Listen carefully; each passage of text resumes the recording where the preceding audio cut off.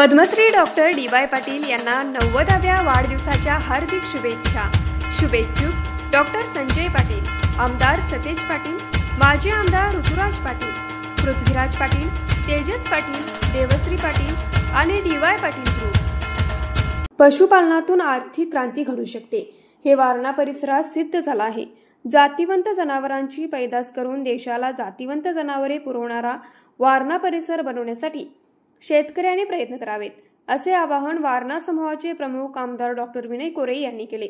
सहकार महर्षी तातासाहेब कोरे यांच्या 111व्या जयंतीनिमित्त वारणा सहकारी दूध उत्पादक प्रक्रिया संघ आणि Tatasaheb Kore institute of veterinary and animal science यांच्या संयुक्त विद्यमाने येथील शास्त्री भवन पटांगणावर आयोजित जातिवंत दुधाळ जनावरे प्रदर्शन बक्षीस वितरण समारंभात ते बोलत होते। या प्रदर्शनात 400हून अधिक जनावरांचा सहभाग होता।